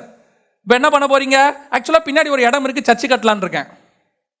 நீ சர்ச்சு கட்டுறதுக்கும் வெறுங்கையா வந்து ஆண்டவர் சொல்லி சர்ச்சு கட்டுறதுக்கும் டிஃப்ரென்ஸ் இருக்கு. எகிப்து அப்பம் இருக்கிற வரைக்கும் உனக்கு வானத்திலேருந்து மண்ணா வரவே வராது. டிசைட் பண்ணணும் இன்னைக்கு, வானத்தின் மண்ணா வேணும்னா நான் எகிப்து சாப்பாட்டில் பட்டினி ஆகணும், எனக்கு தாகம் வரணும், எனக்கு என்ன வரணும், தேவை வரணும். ஆண்டவரே எனக்கு ஏதாவது கொடுங்கப்பா, அந்த இடத்துக்கு வரணும். இன்றைக்கி நம்ம எல்லாம் என்ன பண்ணிடுறோம்? நான் சொல்லுவேன், நீ எப்போவும் ஊழியம் பண்ணணும்னா விசுவாச வாழ்க்கை வாழ்ந்து பார்க்கணும், அப்போ தான் ஊழியம் பண்ணணும். பேங்க்கில் 25 லட்ச ரூபாயை வச்சுக்கிட்டு வட்டி வாங்கிட்டு ஊழியம் பண்ணிங்கன்னா அந்த விசுவாசம் தெரியணும்னா எங்கிட்ட முதல்ல ஒன்றும் இல்லாமல் போகணும். ஒன்றும் இல்லாமல் போய் ஒரு மிராக்கிள் நடந்து 1 கிலோ அரிசியை ஒருத்தன் கொண்டு வந்து கொடுக்கும்போது இருக்கிறதான அந்த விசுவாசத்தினுடைய சக்ஸஸ் இருக்குது பார்த்தீங்களா, அது எத்தனை லட்ச ரூபா பேங்க்கில் வச்சு நீ 1 கிலோ அரிசி வாங்கினாலும் வராது. அதுதான் வெறுமையான பிறகு கர்த்தர் கொடுக்கறது தான் பிளெஸ்ஸிங். அதுக்கு ஆண்டவர் வெயிட் பண்ணுவார். கொஞ்சம் வெறுமையாகு, அது அறிவாக இருக்கட்டும், ஞானமாக இருக்கட்டும், உலகத்துலேருந்து கிடைச்சக்கூடியது எதுவானா இருக்கட்டும், கொஞ்சம் வெயிட் பண்ணு. ஏன்? நான் ஒன்றும் இல்லைங்கிற இடத்துக்கு நீ மென்டலி வரணும். சிலர்லாம் பார்த்துருக்கீங்களா, நல்லா படிச்சிருப்பான், வேலை கிடைக்காது. செமையாக படிச்சிருப்பான், அவன் இத்தனைக்கு ஃபஸ்ட் கிளாஸில் கூட பாஸ் பண்ணியிருப்பான், அவனை விட மட்டமானவனுக்கு வேலை கிடைச்சிரும், இவனுக்கு வேலை கிடைக்காது. இவன் நம்மகிட்ட ஜோம் பண்ணும்போது அவர் கேட்பார், ஏன் எனக்கு நடக்கலை? உங்கள்கிட்ட சர்டிஃபிகேட் இருக்குது, சர்டிஃபிகேட்டை விட அந்த கோர்ஸில் இருக்கிற பெருமை உன் மண்டையில் அதிகமாக இருக்குது. உனக்கு என்னைக்கும் வானத்தில் இருக்கிற மண்ணாதான்பா முக்கியம். எகிப்து அப்பம் ஒரு நாள் தீர்ந்து போகும், ஒரு நாள் இல்லாமல் போகும். 2வது வாசிங்க, யாத்ராகமத்தின் புஸ்தகம் 16ஆம் அதிகாரம் 8ஆம் வசனம் வாசிங்க. பின்னும் மோசே, சாயங்காலத்தில் நீங்கள் புசிக்கிறதற்கு கர்த்தர் உங்களுக்கு இறைச்சியையும் விடியற் காலத்தில் நீங்கள் திருப்தி அடைகிறதற்கு அப்பத்தையும் கொடுக்கையில் இது விளங்கும். கர்த்தருக்கு விரோதமாக நீங்கள் முறுமுறுத்த உங்கள் முறுமுறுப்புகளை அவர் கேட்டார். நாங்கள் எம்மாத்திரம், உங்கள் முறுமுறுப்புகள் எங்களுக்கு அல்ல, கர்த்தருக்கே விரோதமாய் இருக்கிறது என்றான். நல்லா கவனிச்சுக்கொள்ளுங்க. இப்ப இவங்க என்ன கேட்டாங்க ஆண்டவரை பார்த்து? 3வது வசனத்துல, நாங்கள் இறைச்சி பாத்திரங்கண்டையில் உட்கார்ந்து அப்பத்தை திருப்தியாய் சாப்பிட்ட எகிப்து தேசத்திலே அப்படின்னு இருக்கு. எகிப்தில் உட்காந்து இவன் என்னென்ன சாப்பிட்ருக்கிறான்? இறைச்சியும் சாப்பிட்ருக்கிறான், அப்பத்தையும் சாப்பிட்ருக்கான். இப்போ ஆண்டவர்கிட்ட என்ன கேட்குறான்? இறைச்சியும் வேணும், அப்பமும் வேணும்னு மறைமுகமாக கேட்குறான். கர்த்தர் சொல்கிறாரு, சாயங்காலத்தில் உனக்கு என்ன வரும்? இறைச்சி வரும், ஆனால் விடியற் காலத்தில் என்ன வரும்? அப்பம் வரும். அதோடைய அர்த்தம் என்னென்னா, ஆண்டவர் உங்களுக்கு விடியற் காலத்தில் மன்னா அப்பம், வானத்திலேருந்து வர ஆசீர்வாதம், ஸ்பிரிச்சுவல் பிளெஸ்ஸிங், பரலோகத்திலேருந்து வர்றது மேலான ஆசீர்வாதம். இந்த வசனம் இருக்குது பாருங்க, நீங்கள் கிறிஸ்துவுடன் எழுதது உண்டானால் தேவனுடைய வலது பார்சத்தில் வீற்றிருக்கும் இடத்தில் உள்ள மேலானவைகளே நாடுங்கள். கொலோசையர் 3:1. மேலானவைகளே நாடுங்கள், அதான் வானத்திலேருந்து வர்றது, மேலானவைகளே நாடுங்கள். சரி, அதனால கூட நான் இன்னொன்னு தரேன். நீ பூமியில் இருக்கல்ல, அப்போ பூமிக்குரியதும் உனக்கு தேவை தானே, மாம்சமும் உனக்கு தேவையில்ல, மாம்சத்துக்குரியதும் தேவை தானே. மாம்சத்துக்குரியதை நான் தரமாட்டேன்னு சொல்லலை, அதையும் தரேன். சாயங்காலத்தில் என்ன தரேன்? இறைச்சியை தரேன். விடியற் காலத்தில் என்ன தரேன்? அப்பத்தை தரேன். ஆனால் இறைச்சிக்கும் அப்பத்துக்கும் என்ன வித்தியாசம்? அந்த வசனம் சொல்லுது பாருங்க அழகா. 16ஆம் அதிகாரம் 8ஆம் வசனத்தில், பின்னும் மோசே, சாயங்காலத்தில் நீங்கள் புசிக்கிறதற்கு கர்த்தர் உங்களுக்கு இறைச்சியையும் விடியற் காலத்தில் நீங்கள் திருப்தி அடைவதற்கு. இது புசிக்கிறதுக்குன்னு சொல்லலை, இது எதுக்கு? திருப்தி. அதோட அர்த்தம் என்ன? ஆப்போசிட்டா யோசிங்க. எவ்வளவு இறைச்சி கொடுத்தாலும் உனக்கு திருப்தி ஆகாது, கர்த்தரிலிருந்து அப்பம் வந்தா மட்டும்தான் உனக்கு திருப்தி ஆகும். இன்னைக்கு உலகத்தின் ஆசீர்வாதத்தை நீ எவ்வளவு வேணாலும் வாங்கிக்கோங்க, ஆண்டவர் கொடுக்க மாட்டேன்னு சொல்லவே இல்லை, கொடுக்க மாட்டேன்னு சொல்ல மாட்டார் ஆண்டவர். ஆண்டவர் இன்னொன்று சொல்றேன், நம்ம ஆண்டவரை மாதிரி ஆசீர்வதிக்கிற தேவன் உலகத்தில் வேற யாருமே கிடையாது. உன் தேவை என்னவோ அதை நல்லா தந்து கர்த்தருடைய ஆசீர்வதிப்பார், அதில் எந்த மாற்று கருத்தும் இல்லை. நாங்கள் கர்த்தருடைய ஆசீர்வாதத்தினால தான், அவர் கொடுத்ததுனால தான் வாழ்ந்துகிட்டே இருக்கிறோன்னு வச்சுக்கோங்களேன். ஒரு காலத்தில் நமக்கு சைக்கிள் தேவைப்படும் போது சைக்கிள் கொடுக்குறாரு, இல்லை கடைசி வரைக்கும் உனக்கு சைக்கிள் போதும்பான்னு சொல்லலை. ஒரு பைக் தேவைப்படுற காலம் வரும்போது இன்னும் கொஞ்சம் டிஸ்டன்ஸ் போய் ஊழியம் பண்ணும்போது பைக் வாங்கி கொடுக்குறாரு. இன்னும் கொஞ்சம் லாங் டிஸ்டன்ஸ் போகணும்னு சொல்லும் போது கார் வாங்கி கொடுக்குறாரு. உன் தேவை என்ன? ஒரு சின்ன இடத்துல நீ உட்காந்துருக்கும் போது 10-20 பேர் இருக்கும்போது, நம்ம ஆரம்பத்தில் ஒரு 10 பேர் இருக்கும்போது ஒரு சின்ன இடம், அன்னைக்கு அந்த வாடகை கட்டுறதுக்கு தான் பலன் இருந்துச்சு. அன்னைக்கு அதுக்கப்புறம் எக்ஸ்பேண்ட் பண்ணுறாரு. எக்ஸ்பேண்ட் பண்ணி வரும்போது தேவைகள் ஜனங்கள் அதிகமாயிட்டாங்கன்னும் போது அதுக்கான தேவைகளையும் கர்த்தர் சந்திச்சார். இன்னைக்கு இவ்வளோ பெரிய சர்ச், இதுக்கு இந்த ஏரியாவில் வாடகை எவ்வளவு, இவ்வளோத்தையும் கர்த்தர் கொடுக்க வைக்கிறார். கர்த்தர் இறைச்சியை கொடுக்க மாட்டேனே சொல்லலை, ஆனால் இறைச்சியில் உனக்கு திருப்தி வராது. நான் உங்களுக்கு சொல்கிறேன், உலக பிரகாரமான ஆசீர்வாதத்தினுடைய உச்சத்துக்கு நீங்கள் போங்க, உச்சத்துக்கு போங்க, திருப்தி ஆகாது. ஒரு இடத்துல வெறுமை தோன்றும். ஒரு இடத்துல எவ்வளோ பெரிய நடிகன் ஒருத்தன் ஒரு படத்துக்கு 100 கோடி 200 கோடி வாங்குறானா, வாங்கி முடிச்சுட்டு திருப்தியை தேடி ஊர் ஊராக அலைகிறான், ஊர் ஊராக அலைகிறான். அவன் நினச்சானா உலகத்தில் இருக்கிற எந்த சந்தோஷத்தையும் காசு கொடுத்து அவனால் வாங்க முடியும். ஆனால் அவனுக்கு அது கிடைக்கல. இந்த ஆத்மா இருக்குதே, இது கர்த்தர் உண்டாக்கினது. இந்த ஆத்மா வந்து கர்த்தர் ஏன்னா அவர் தானே ஊதி ஜீவ ஆத்மா ஆக்கினாரு. இந்த ஜீவ ஆத்மாவை அவரை ஊதி ஆக்குனதுனால இந்த ஆத்மா அவர் கொடுக்கறதுல மட்டும்தான் திருப்தி ஆகும். அவர் கொடுக்கறதுல வேற யார் கொடுத்தாலும் இந்த ஆத்மா திருப்தி ஆகாது. ஏன்னா அவர் தான் கிரியேட்டர். இதுக்கு ஆத்மா மணவாளன். நீங்க மாம்சத்துக்கு எதை வேணாலும் கொடுங்க இல்லையா, எதை வேணாலும் கொடுங்க, ஆனா ஆத்மாவுக்கு அவர் கொடுக்கறதுல மட்டும்தான் திருப்தி ஆகும். அதனாலதான் இயேசுவை அறியறதுக்கு முன்னாடி ஊர் ஊரா கடவுளை தேடி அலைஞ்சோம், எத்தனையோ கடவுளை அடைஞ்சோம். போகும்போது சந்தோஷமா இருக்கும், அங்க இருக்கும்போது ஒரு திருப்தி ஒன்று இருக்கும், அப்பா அப்படி இருக்கு. ஆனா திரும்பி வரும்போது வெறுமை வந்துடும், அதுக்கப்புறம் அந்த திருப்தி இருக்காது. ஆனா பாருங்க, என்னைக்கு இயேசு கிறிஸ்துவை நான் சொந்த ரட்சகராக அறிந்து கொண்டேனோ அதுக்கப்புறம் என் ஆத்மாவுக்கு தேவையே வரல, அது திருப்தி அடைந்து விட்டது. என் தேவனை நான் சந்தித்து விட்டேன், இன்னொருத்தரை சந்திக்க வேண்டிய அவசியம் எனக்கு கிடையாதுன்னு ஆயிப்போச்சு. இதுதான் திருப்தி. இந்த ஆத்மாவுக்கு அதான் திருப்தி கொடுக்கும். நிறைய பேர் ஆண்டவர் கொடுக்குற மாம்சத்துல திருப்தியாக ட்ரை பண்றான், மாம்சத்துல திருப்தியாக ட்ரை பண்றாங்க. அப்படியே ஆண்டவர் சொல்ல, நான் தரேன், சாயங்காலம் கொடுக்குறேன், காலைல வரைக்கும் சாப்பிடு, இரவு முழுக்க சாப்பிடு, எவ்வளோ வேணாலும் சாப்பிடு. ஆனால் காலையில் உனக்கு என்ன வராது, திருப்தி வராது.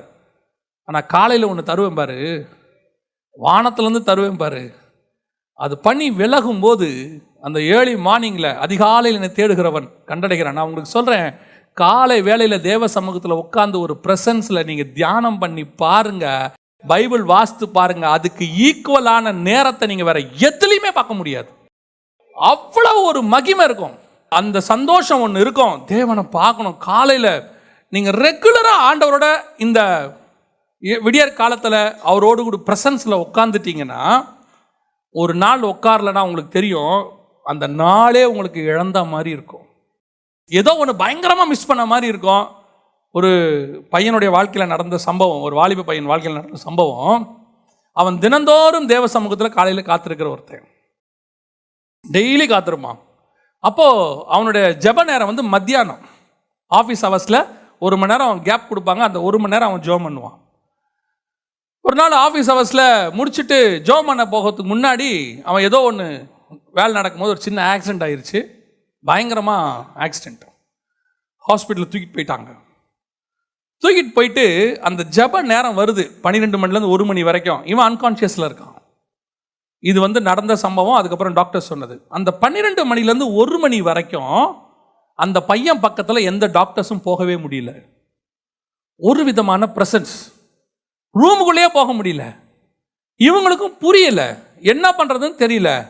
இவங்க பேசிட்டு இருக்காங்க, என்ன நடக்குது, எல்லாம் அந்த பையன்கிட்ட போகல, ஒரு மாதிரி இருக்குங்க, போக முடியல. கரெக்டாக 1 மணி தாண்டி போய் பார்க்குறாங்க, அவன் ஹீல் ஆகியிருக்கான். அப்போது அந்த பையனை கேட்குறாங்க, என்னப்பா நடந்துச்சுன்னு. அந்த பையன் சொன்ன சாட்சி, நீ டெய்லி என்னை பார்க்க 12 மணிக்கு வருவ, இன்னைக்கு உன்னை பார்க்க நான் வந்தேன், நீ வர முடியாதுன்றதுனால.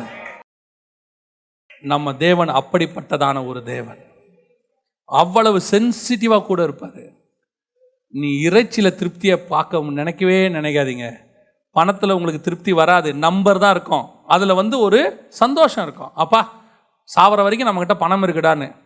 ஆனால் அதில் திருப்தி வராது, ஒரு வெறுமை இருக்கும். எவ்வளோ வேணாலும் சாப்பிட்டு பாருங்கள், நீங்கள் எவ்வளோ வேணாலும் இடம் வாங்கி போட்டு பாருங்கள், எவ்வளோ வேணாலும் போடுங்க, ஆனால் உங்கள் வாழ்க்கையில் என்ன இருக்கும், ஒரு வெறுமை இருந்துகிட்டே இருக்கும். அட் த சேம் டைம் நீங்கள் தேவனோடு கூட சஞ்சரிக்க தொடங்குங்க, ஆண்டவரோடு கூட பேச தொடங்குங்க, வசனத்தை தியானிக்க தொடங்குங்க. ஒரு நாள் உங்களால் இது எல்லாத்தை விட, நான் வசனத்துலேருந்து உங்களுக்கு சொல்லணுன்னா, ஆபிரகாம் தேசத்தை சுதந்தரிக்கிறாரு, பேரப்பிள்ளை வரைக்கும் பார்த்துறாரு, யாக்கோபு வரைக்கும் பார்த்துறாரு. வசனத்தின்படி பார்த்தீங்கன்னா அவன் யாக்கோபு ஈசாக்கு என்பவரோடு கூட கூடாரங்களில் குடியிருந்தான் இருக்கு. இவ்வளத்தையும் பார்த்துட்டாரு. அவருடைய சொத்து எப்படி இருந்துச்சாமா? பூமி தாங்கக்கூடாததாக இருந்தது. அந்த ஊழியக்காரன் சொல்கிறான் போய் லாபான்கிட்ட, அவர் செல்வ சீமானாக இருக்கிறார் அப்படிங்கிறான். அவ்வளோ பெரிய கோடீஸ்வரன், அவ்வளோ ஒரு நாடு இஸ்ரவேலுங்கிற நாடே கர்த்தர் என்ன பண்ணிட்டார்? அவனுக்கு வாக்கு பண்ணிட்டாரு. பேரப்பிள்ளை வரைக்கும் பார்த்துட்டான். இவ்வளத்தையும் பார்த்த பிறகு அவன் சொல்கிறான், இதை அல்ல, இதிலும் மேன்மையான பரமதேசத்தையே அவன் நாடினான். இந்த அறிவு எப்போ வரும் தெரியுமா? நமக்கு 60 வயசில் வரும், 70 வயசில் வரும். எல்லாம் பண்ணிட்டு பிள்ளைங்கள்லாம் செட்டில் பண்ணிட்டோம். இப்போ என்ன பண்ணலாம்? ஒரு வெறுமை வரும். அப்போ தான் பைபிளை பிரிப்பாங்க. அப்போ அவங்களுக்கு தோணும், இத்தனை வருஷம் வேஸ்ட் பண்ணிட்டோமேன்னு. ஆண்டவர் சொல்கிறாரு, நீங்கள் 60 வரக்கூடாது, இப்போவே வரணும், இப்போவே வரணும், இப்போவே ஆண்டவரோடு கூட சஞ்சரிக்க தொடங்கணும், ஆண்டவரோடு கூட பேச தொடங்கணும். இன்றைக்கி நீங்கள் எல்லாம் 8 மணி நேரம் வேலைக்கு, ஒரு 6 மணி நேரம் தூக்கத்துக்கு, 14 மணி நேரம் போயிடுச்சு, மிச்சம் ஃபோன் பேசுறது எல்லாம் போய் ஆண்டவர்கிட்ட கேட்டு பாருங்கள். No time, no time. 70க்கு அப்புறம் ஒன்லி டைம். டைம் போகவே மாட்டேங்குது. என்ன பண்ணுறதுனே தெரில. பைபிளை தான் வாசிக்கிறேன். அப்போ வாசிச்சு தப்பாக சொல்லலை, அப்போ வாசிச்சு இப்போ நீ வாசினா உன்னை எடுத்து கர்த்தர் பயன்படுத்த முடியும். உன்னை கொண்டு கர்த்தர் பெரிய காரியங்களை செய்ய முடியும். இப்போ நீ இறைச்சியில் திருப்தி ஆயிட்டினா உனக்கு விடியற் காலத்தின் மண்ணா மேலே இருக்கிற திருப்தி வராது. ஆண்டவர் சொல்கிறாரு, இறைச்சியை நான் தரேன், பூமிக்குரிய ஆசீர்வாதத்தை நான் தரேன், இல்லைன்னே சொல்லலை. உனக்கு சாப்பாட்டுக்கு தரேன், ட்ரெஸ்ஸுக்கு தரேன், இருக்கை பாருங்க. திடீர்னு லாக்டவுன், கிட்டத்தட்ட 20 மீட்டிங் 30 மீட்டிங் கேன்சல். 6 மாதத்துக்கு, ஒரு மாதத்துக்கு 4 மீட்டிங்னா கணக்கு பண்ணுங்க, 24 மீட்டிங்க்கு மேலே கேன்சல். என்ன பண்ணுறதுனே தெரியாது. வேறு ஒன்றும் செய்யலை, பதறவும் இல்லை, அதை பற்றி யோசிக்கவும் இல்லை. நமக்கு ஒன்று தெரியும், அழைத்தவர் உண்மை உள்ளவர், ஒரு நாளும் கை விடவே மாட்டார். நான் சொல்லுவேன், நான் இதுவரைக்கும் பண்ண ஊழியங்களில் எனக்கு ஆண்டவர் கொடுத்த ஆசீர்வாதத்தை விட என்னை 6 மாதம் எங்கள் அப்பா என்னை உட்கார வச்சு சாப்பாடு போட்டார். நான் சொல்லுவேன், எங்கள் அப்பா உட்கார வச்சு எனக்கு சாப்பாடு போட்டார். எப்படி போட்டார்னு கேட்டிங்கன்னா, நான் ஊழியத்துக்கு போகும்போது நான் சாப்பிட்டதை விட நல்லா சாப்பிட வச்சார். என்ன காரணம்? நான் வேலைக்கு போகும்போது நல்லா சாப்பிட்டேன், இந்த நேரத்தில் ஒன்றும் இல்லாமல் கஷ்டப்படுறமே நான் நினைக்கக்கூடாதுன்னு எங்கள் அப்பா என்ன நினச்சார். எங்கள் அப்பா, நான் சொல்கிறது ஏசப்பாவை சொல்கிறேன், நான் இறைச்சியால் திருப்தியே ஆகலை. ஆண்டவர் இறைச்சிக்கு தேவையானதெல்லாம் கொடுத்துட்டாரு, ஒரு குறையும் இல்லை. எனக்கு ஆண்டவர் என்ன ஆசீர்வாதமாக தான் வச்சிருக்கிறார். இறைச்சி எனக்கு போதுமானதாக இருக்கிறது, ஆனால் திருப்தி இல்லை. திருப்தி எதில் இருக்குது தெரியுமா? ஒரு வசனத்தை தியானிக்கும் போது கிடைக்கிற வெளிப்பாடு இருக்குது பாருங்க, அதை நம்ம யார்ட்டையாவது ஷேர் பண்ணுற பாருங்க உட்காந்து. அவங்க அதை கேட்கும் போது அவங்க சொல்லுவாங்க, நல்லா இருக்குது பிரதர் அப்படின்னு. அந்த கேட்கறதுல தான் இருக்குது. அதுதான் மகிமை, விடியற் காலத்து மகிமை. அது அப்பத்தில் தான் கிடைக்கும், இறைச்சியில் கிடைக்காது. உலக ஆசீர்வாதத்தினால அது கிடைக்கவே கிடைக்காது. எத்தனை பேர் உங்களை பயங்கரமாக புகழ்ந்தாலும் அது கிடைக்காது. எவ்வளோ சொத்து வச்சாலும் கிடைக்காது. அது கர்த்தரோடு இருந்தால் மட்டும்தான் கிடைக்கும். அதை அனுபவிச்சு பாருங்க. ஆண்டவர் சொல்கிறாரு, அதுதான் அடையாளம். வெறும் மண்ண அடையாளம் இல்லைப்பா, உனக்கு ஒரு திருப்தி இருக்கு பாரு.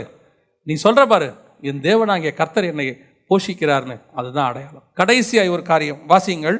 யாத்ராகமத்தின் புஸ்தகம் 16ஆம் அதிகாரம் 7வது வசனத்தை வாசிங்க. விடியற் காலத்தில் கர்த்தருடைய மகிமையையும் காண்பீர்கள். கர்த்தருக்கு விரோதமான உங்கள் முறுமுறுப்புகளை அவர் கேட்டார். நீங்கள் எங்களுக்கு விரோதமாய் முறுமுறுக்கிறதற்கு நாங்கள் எம்மாத்திரம் என்றார்கள். சாயங்காலத்தில் என்ன பண்ணாங்க? இறைச்சியை கண்டாங்க. விடியற் காலத்தில் என்ன பார்த்தாங்க? மகிமையை கண்டாங்க. அது வெறும் அப்பம் மட்டும் இல்லை, அது உள்ள என்ன இருக்குது? ஒரு மகிமை இருக்கிறது. அந்த மகிமை பரலோகத்திலிருந்து வரக்கூடியதான ஒரு மகிமை. அந்த மகிமை தான் இம்பார்ட்டன்ட். இப்போ பாருங்க, மோசே ஆண்டவர்கிட்ட முச்செடியில் ஒரு மகிமையை பார்க்குறாரு, அப்புறம் ஒரு மகிமையை மலை மேலே பார்க்குறாரு, அப்புறம் ஒரு மகிமையை எங்கே பார்க்குறாரு? இந்த கண்மலை வெடிப்பில் வச்சு பார்க்குறாரு. அதுக்கப்புறமும் ஒரு மகிமையை பார்த்தாரு. எங்கே பார்த்தாரு? இயேசுவோட மர்ருவ மலையில் முகமுகமாக பார்க்குறாரு.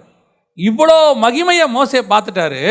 ஆனால் எபிரேயர் 11:39 சொல்லுது, விசுவாசத்தினாலே இவர்கள் எல்லாரும் நற்சாட்சி பண்ணப்பட்டும் வாக்குத்தத்தம் பண்ணப்பட்டதை அடையாமல் போனார்கள். இப்போ இவங்களும் மகிமையை பார்க்குறாங்க. வானத்திலேருந்து மன்னா வரும்போது மோசே என்ன சொல்கிறாரு? மகிமையை காண்பீர்கள். இதெல்லாம் பார்க்குறாங்க. ஆனால் இயேசு சொல்கிறாரு, உங்கள் பிதாக்கள் சாப்பிட்ட மன்னா இருக்குதே, அது அல்ல. இங்கே ஒருத்தர் நிற்கிறார் பாருங்க, இதுதான் உண்மையான மகிமை. நானே ஜீவ அப்பம், அந்த மன்னாவை புசித்தவர்கள் மரித்தார்கள், இந்த மன்னாவை புசிக்கிறவர்கள் நித்திய ஜீவனை அடைவார்கள். அல்லேலூயா. இப்போ நீங்களும் நானும் மன்னாவை புசிக்கிறோம், அவங்க புசிச்ச மன்னாவை அல்ல, வேறொரு அடையாளம் இருக்கு. அது உன்னதத்திலிருந்து உங்களுக்கு மகிமை உண்டாகிறது. அல்லேலூயா. அந்த மகிமையை தான் வாஞ்சிக்கணும், அந்த மகிமையை விரும்பணும். அதான் வசனம் சொல்றது, அவர்கள் மகிமையின் மேல் மகிமை அடைந்து. திருப்தி மட்டும் வரக்கூடாது. மோசேக்கு அந்த திருப்தியே வரல. அவன் கேட்டுக்கிட்டே இருக்கான், இன்னும் இன்னும் ஆண்டவரே. எனக்கு தானியேல்கிட்ட ரொம்ப பிடிச்ச ஒரு விஷயம் என்னன்னா, அவர் ஆண்டவர்கிட்ட விளக்கங்களை கேட்டுக்கிட்டே இருப்பார். 5ஆம் அதிகாரத்தில் கேட்பார், 6ஆம் அதிகாரத்தில் கேட்பார், 7ஆம் அதிகாரத்தில் கேட்பார், கேட்டுக்கிட்டே வருவார். 7ஆம் அதிகாரத்தில் போய் இந்த சின்ன கொம்புனா என்ன, 10 கொம்புனா என்ன, எல்லாம் கேட்டுக்கிட்டே இருப்பார். உடனே அவருக்கு ஆண்டவர் விளக்கத்தை கொடுத்துக்கிட்டே இருப்பார். 12ஆம் அதிகாரத்தில் திருப்பி கேட்பார், இந்த 1335 நாளை குறித்து, இந்த 2000 இந்த நாளை குறித்து எனக்கு அது அறிய ஆவலாக இருந்த. ஆண்டவர் சொல்வார், தானியேலே நீ போகலாம். ஏன்? உன் காலம் முடிஞ்சிருச்சு. இவனுக்கு காலம் முடிஞ்சிருச்சு, ஆனால் கர்த்தருடைய அறிகிற அறிவு அவனுக்கு இன்னும் முடியவே இல்லை. இன்னும் தெரிஞ்சுக்கணும், இன்னும் தெரிஞ்சுக்கணும், இன்னும் கர்த்தரை பார்க்கணும், இன்னும் இந்த தாட் ஒன்று இருக்கு பாருங்க. இதுதான் ரொம்ப முக்கியம். ஒரு இடத்துல உங்களுக்கு என்ன வரக்கூடாது, திருப்தி அடையக்கூடாது. இதுக்கு முன்னாடி என்ன பார்த்தோம், அந்த மன்னா உங்களை என்ன பார்க்கும், உலக மன்னா ஒரு திருப்தி ஆக்கும். மாம்சம் உண்டாக்காத திருப்தியை உலகத்திலிருந்து வரக்கூடிய கர்த்தருடைய வசனம் திருப்தி உண்டாக்கும். ஆனால் நீங்க என்ன ஆகக்கூடாது, திருப்தி ஆகக்கூடாது. கேட்டுக்கிட்டே இருக்கணும், இன்னும் வேணும் ஆண்டவரே, இன்னும் வேணும் ஆண்டவரே, இன்னும் வசனத்தின் ஆழத்துக்கு நான் போகணும், இன்னும் நான் போகணும். ஆண்டவர்கிட்ட அவ்வளோ காரியங்கள் புதைஞ்சிருக்குது, அவ்வளோ பொக்கிஷங்களை கர்த்தர் உள்ள வச்சிருக்கிறாரு, ஒவ்வொருத்தருக்கும் வச்சிருக்கிறார். பாருங்க, 2000 வருஷம். அதான் சமீபத்தில் நான் ரொம்ப ஆச்சரியப்பட்டேன். எந்த ஒரு புத்தகத்தையும் ஒரு தடவை படிக்கலாம், மிஞ்சி போச்சுன்னா 2 தடவை படிக்கலாம். ரொம்ப நல்ல புக்காக இருந்தாலும் ஒரு 5 தடவை படிக்கலாம். இல்லை எக்ஸ்ட்ரீம் பயங்கர புக்கு 10 தடவை படிக்கலாம். வாழ்நாளெல்லாம் ஒரு புக்கை படிக்க முடியுமா? ஒரு புக்கை வாழ்நாளெல்லாம் படிக்கிறோம், ஆனால் இன்னும் இதில் நமக்கு என்ன வரல, திருப்தி வரல. இன்னும் பேசிக்கிட்டு இருக்கு, இன்னும் இருக்கு. அதான் பாஸ்டர்கிட்ட பேசிகிட்டு இருக்கும்போது சொன்னேன், திடீர்னு 3ஆம் அதிகாரத்தை எடுத்து படிக்க தோணுச்சு. யாத்திராகமத்தில் படிச்சுக்கிட்டே இருக்கிற நைட் உட்காந்து பாஸ்டர்கிட்ட வந்து சொன்னேன், பாஸ்டர் 3ஆம் அதிகாரம் புதுசாக இருக்குன்னு. உண்மையிலே புதுசாக இருக்குது. வேற ஒரு விஷயத்தை ஆண்டவர் அதுலேருந்து எக்ஸ்பிளைன் பண்ணுறாரு. பார்க்கும்போது ஆச்சரியமாக இருக்குது. ஏன் முதல் தடவை படிக்கும்போது கிடைக்கல? முதல் தடவை படிக்கும்போது வேற டைமென்ஷன், செகண்ட் டைம் படிக்கும்போது வேற டைமென்ஷன், 3ஆவது தடவை படிக்கும்போது வேற டைமென்ஷன். இப்படி அடுத்து அடுத்து அடுத்து ஆண்டவர் அதுக்குள்ள என்ன வச்சிருக்கிறாரு, புதையில பொக்கிஷத்தை வச்சிருக்கிறாரு. அந்தகாரத்தில் உள்ள பொக்கிஷங்களையும் ஒளிப்பிடத்தில் உள்ள புதையல்களையும் நான் உனக்கு தருவேன்.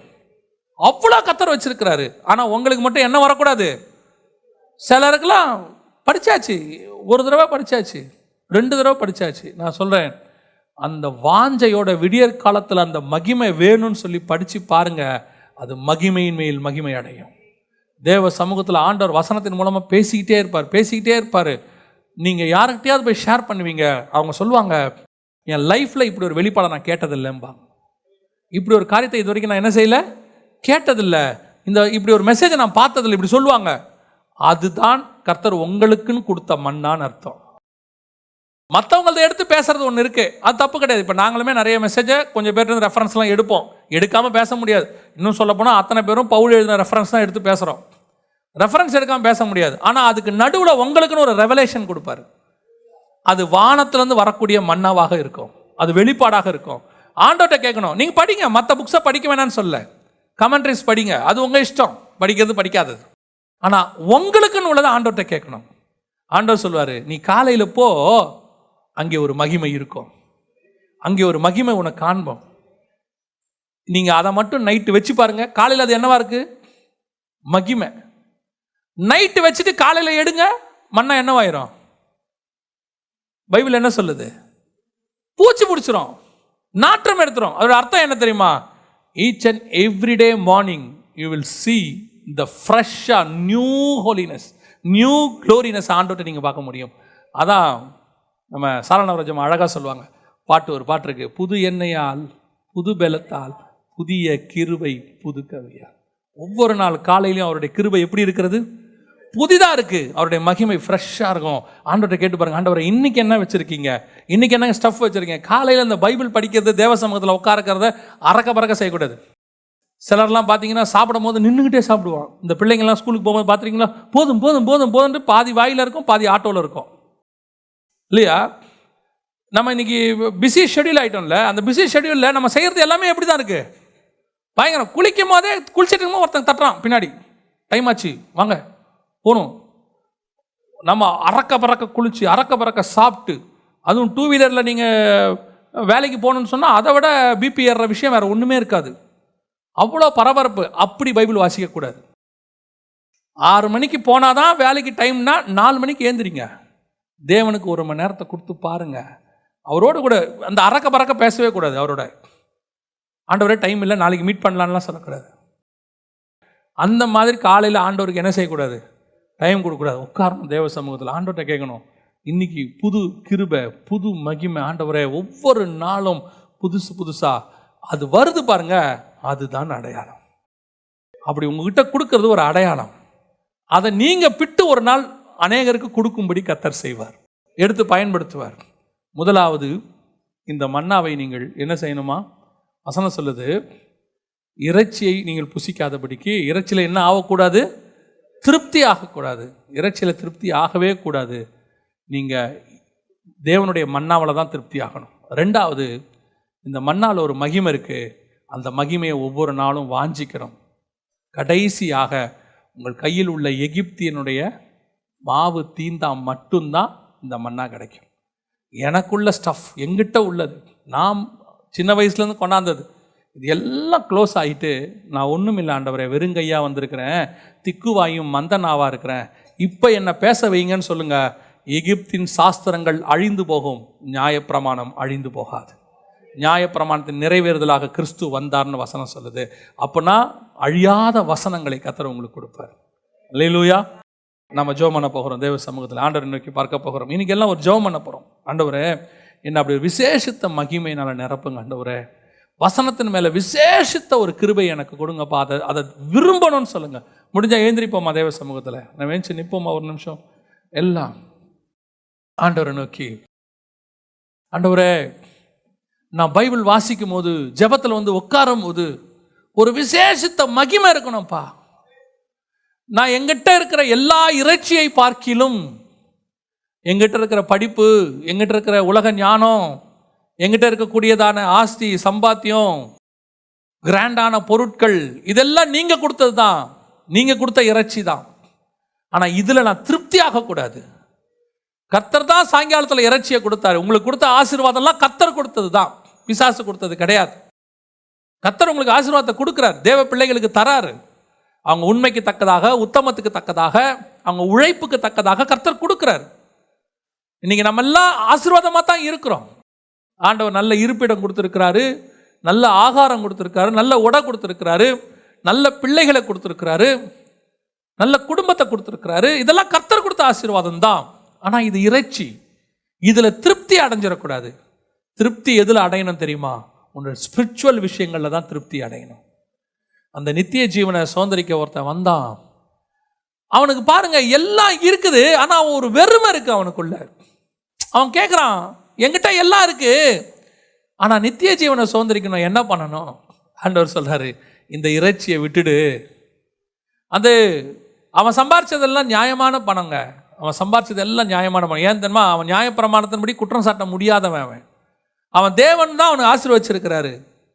அவன் கர்த்தருக்கு முன்பாக உண்மையாக இருந்து தான் அதை சம்பாரிச்சிருக்கிறான். அவன் சம்பாரிச்சது அநியாய பணம் கிடையாது, நியாய பணம். சகை பணம் தான் அநியாய பணம். ஆனால் அந்த வாலிபனுடைய பணம் நியாயமான பணம். யோசித்து பாருங்க, சின்ன வயசுலயே உழைச்சிருக்கான், நியாயப்பிரமாணம் படி கரெக்ட், தசமாம் காணிக்கெல்லாம் கரெக்டாக கொடுத்துருக்கிறான். கொலை செஞ்சதில்லை, பொய் சொன்னதில்லை, எந்த பாவத்தையும் அவன் செஞ்சதில்லை. அவன் சொல்றான், இதெல்லாம் சின்ன வயசுல தான் செய்கிறான் ஆண்டவரே, ஆனால் எனக்குள்ள திருப்தி இல்லைப்பா, ஏதோ ஒன்று நான் தேடிக்கிட்டு இருக்கிறேன். அதுதான் நித்திய ஜீவன். ஆண்டவர் சொல்றாரு, இந்த இறைச்சியை விற்று இவைகளை விட்டு விடு, என் சிலுவை எடுத்துக்கொண்டு என்னை பின்பற்றி வா, நீ நித்திய ஜீவனை சுதந்தரித்துக் கொள்வாய். இந்த அறிவு 60 வயசுல வரக்கூடாது, 70 வயசுல வரக்கூடாது, இப்பவே வரணும். ஆண்டவரே, இதெல்லாம் மாயை ஆண்டவரே. உலகத்துக்கு ஒரு மிகப்பெரிய ராஜா செல்வ சீமான், அவனை மாதிரி ஒரு ராஜா கிடையாது. எல்லாமே கோல்டு. அவன் ஞானத்துக்கு உலகமே தேடி வருது, ஊர்ல இருந்து மக்கள் தேடி வராங்க.